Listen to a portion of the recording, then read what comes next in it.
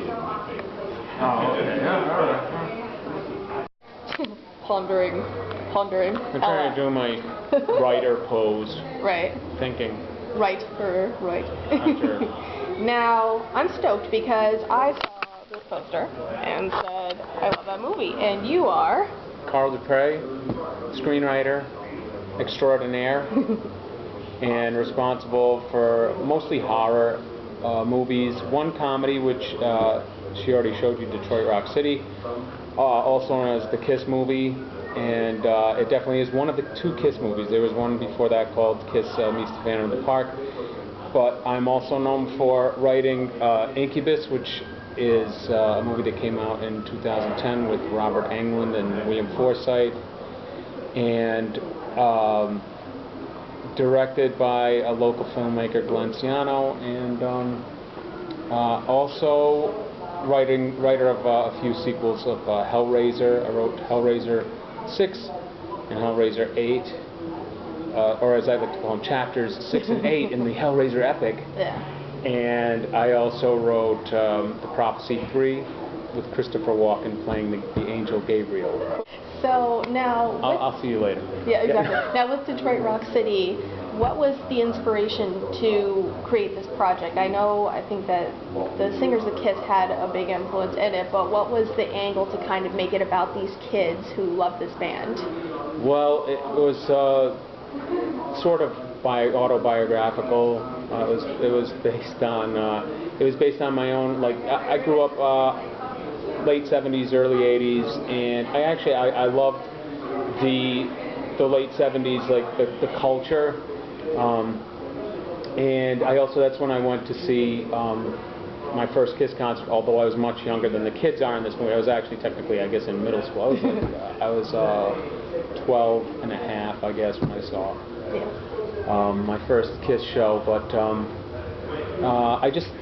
I was really inspired by movies like I Want to Hold Your Hand and Rock and Roll High School, and all these movies that had like the sort of holy grail. Like if you remember, Rock and Roll High School was the Ramones, I Want to Hold Your Hand was the Beatles, and I wanted to do something like that with Kiss. And Kiss to me is sort of like the epitome of like the rock and roll concert. Like if you're going to go see one rock and roll concert in your life, it probably should be a Kiss show, because you're going to get everything in there. And the blood, the fire, the guitars. And you know what? Those are some good songs. Those are some catchy. That is good music. For sure. You know, and so that was. It was a very well-timed thing when I was writing in Los Angeles. New Line Cinema was working with Kiss. They were trying to come up with a movie to put them in. And I actually wrote Detroit Rock City as a spec script with them in it. And I met someone and they're like, oh, so you got a connection to Kiss? I'm like, no, I don't. I just like Kiss a lot and I want to write a script. And they're like, well, good luck with that, because if you don't have a connection to Kiss. And then, it's a long story, but this magical thing happened where the script managed to get into the hands of the guy who used to photograph Kiss's tour books back in the late 70s, and he still knew them. And the rest is, Kiss-tory. Rock and roll history. Yeah, Kiss-tory, as they say. And it was an incredible experience to be able to, like, the people who worked on this movie behind the scenes, almost all of them were Kiss fans from way back. The director, the editor, one of the producers, actually 3 of the producers were all huge Kiss fans, and it was like, wow, they gave us all this excitement in our youth, and now we're able to give it back to them. And it was just like it was a great experience, and just like you said, like that's what being a fan is all about, contributing something that you know what I mean. Yeah. You can cut in if you want, I'm sorry. Oh, no, I know. Trust me. Yes. What can I do for you? The Hellraiser movies. Do you like the Hellraiser movies? Yeah. What was I going to ask? So what are you working on currently as far as writing or promoting or anything like that? All right, well, as far as promotional stuff goes, this is called the 48-Hour Horror Film Project, and it's coming in Halloween. And what we're doing is we're looking for young filmmakers, and the deal is, if you know anything about the 48-hour film festival, the regular one, this is the same thing, only the rule is it's exclusively horror. You have 48 hours to write, shoot, and edit a movie, and we're trying to time this like right around Halloween time, so like we can screen them at Halloween. Heck yeah.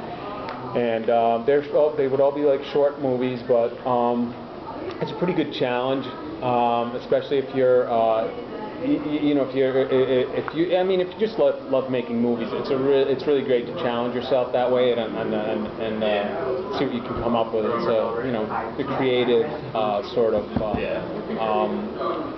How can I put it? You got these the creative limitations, but from those things usually that's when the best ideas usually come out.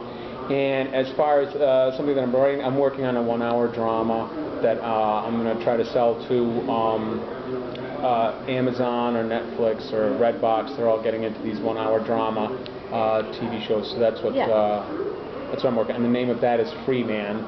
So that's all I'm going to say. I'm just going to tease you with the title. That's all I have to say about that. That's all that. Yeah. All right, great. Thank you so much. Cool. Awesome. Am I supposed to be looking at you or at the camera? I don't know. Here, you look at me. That'll I'm work. going to look at you because that feels better because you're That's asking. my fault. Uh-oh, tripod. Yeah, this is my buddy Dave. He actually worked on a short film. He has a fabulous beard. That's Amanda, by the way. Hi, nice to meet you. Your coffee. Keeping you from your coffee. Oh, thank you. I know, it looks very squishy. I know everyone's like, I just want to steal your outfit. I'm like, well, I think I'll get kicked out if I'm naked.